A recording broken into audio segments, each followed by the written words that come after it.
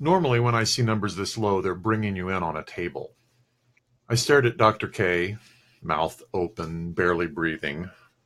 I knew I felt bad. That's why I'd come to the doctor. What I didn't know till that precise moment was how close I was to suddenly dropping dead. I had stage 4 adrenal failure. Stage 5 is sudden death. Why do I tell you this? To illustrate the importance of asking why until you get to the root of the problem. I had heartburn that I couldn't stand any longer. Now, Dr. K wasn't the first doctor I'd seen about it. The others had just given me pills to make the heartburn go away. The pills didn't work. That's why I came to Dr. K. Why are you here? He'd asked. All the other doctors had asked the same question, and I gave them the same answer. Because I have heartburn. Why do you have heartburn? Now, all the other doctors had stopped asking questions at that point, not Dr. K. Why do I have heartburn? I guess because my stomach is producing too much acid.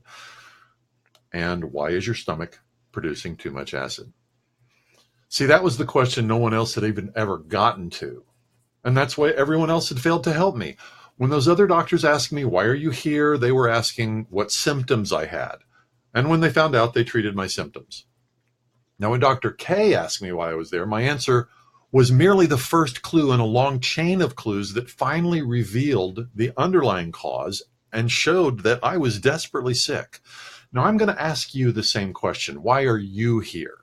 Is it because you're sick of customers quitting on you? Is it because you need your customers to stick with you and you don't know why they're abandoning you? Is it because in spite of all the branding and marketing dollars you've spent, your competitors are still kicking your butt? Well, if so, then it's time to dig deep. I'm going to ask you to keep asking why until you have the answers you need. Why are your customers quitting on you? Because they're not satisfied. And why are they not satisfied? Because they're disappointed. And why are they disappointed?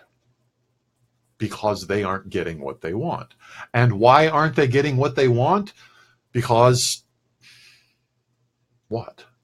Here's a surprising and ugly truth. Customers leave for the same reason that lovers leave, because they don't love you enough to stay and put up with your shit. Now, they don't tell you this in business school. We're taught to think of customer relationships as something entirely different from personal relationships, but that's silly. All your customers are persons. That means all your customer relationships are personal. Customer relationship management is more than just a collection of data points about birthdays and anniversaries and children and favorite things to eat. Now, that stuff matters, but it's not enough to make a person fall in love with you, let alone stay in love with you. People fall in love with you for one simple reason: because you make them feel good. And people will stay in love with you as long as you keep making them feel good. Now, you may wonder why I'm using the word love.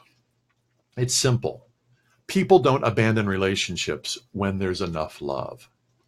Now, in the fantasy world that many consultants inhabit, customers will be loyal if you give them a good product at a fair price and then back it up with good service and a fair guarantee. That sounds good, right? But in real life, you can give your customers everything they tell you they want, and they'll still leave you. Customers are persons, and a person who isn't into you will quit the relationship. If you're not caring for your customers' emotional well-being, I can guarantee you they will quit you. It happens all the time, and it'll happen when you least can afford it and when you least expect it. Before you freak out about the idea of caring for your customers' emotions, let me assure you, this is actually really, really simple. You can make your customers fall in love with you again, and then you can keep them in love with you. You just have to do the little things that trigger the love response. Now, that's what Cult Your Brand is all about. How to do the little simple things that stimulate that falling in love response in your customers. If you want customers to stick with you through thick and thin, then you'll have to capture their emotions, not just capture their commitment. Where the heart goes, the wallet will follow. My training program called the Brand Transformation Workshop will teach you a simple 5-step technique to give your brand the 3 qualities that will capture the hearts of your target audience. Click that button below the video to register today for a free trial. We'll talk to you again soon.